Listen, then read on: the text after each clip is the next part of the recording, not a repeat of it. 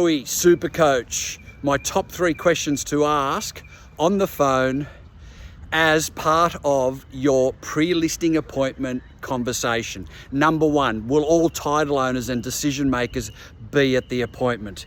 Every person listening to this has lost a listing because either by design or default, they didn't meet all decision makers. Insanity. So it's important because if the client says, oh, look, they actually won't be able to make it, you need to dig deep and find that extra 5 seconds of courage and say, look, that's okay. Did you know that I can come over at 8 o'clock this evening, or perhaps on Saturday afternoon, or even Sunday morning?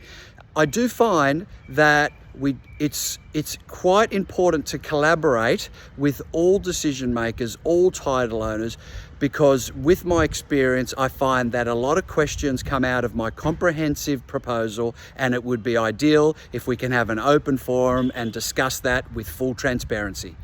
Excellent. Number 2, do you mind, Adrian, if I ask you, will you be considering inviting other agents? Now, a common response is, actually, no, we've been referred to you by some friends that you sold for a few years ago. Why is that important?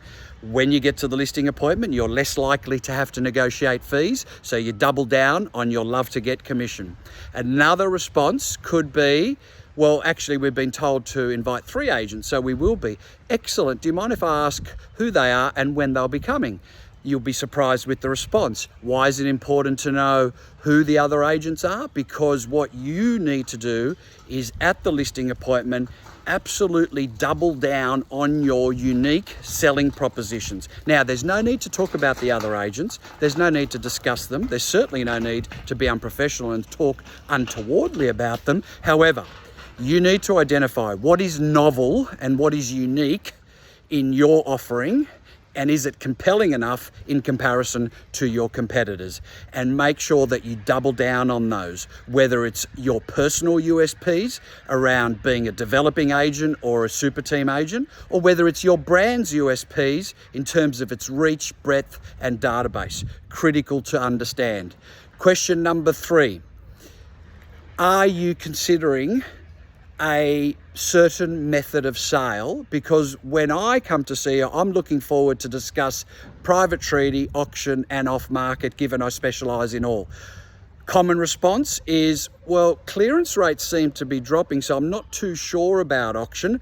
Excellent. Why is that important? Because you don't go in guns a-blazing at auction. However, does this provide you with an opportunity at the listing appointment to say, Adrian, do you mind if we discuss all methods of sale despite you being reluctant to auction? Because I do feel that as a process, it still is the most effective and efficient way to sell. And in fact, one of my strategies is to adopt a hybrid approach of private treaty and auction, where we have a deadline date to create a sense of urgency. However, the property is for sale every day up until that auction day. Wow, tell me more about that. Excellent. I hope you've enjoyed those top 3 questions that I typically ask, and God bless and live with virtue.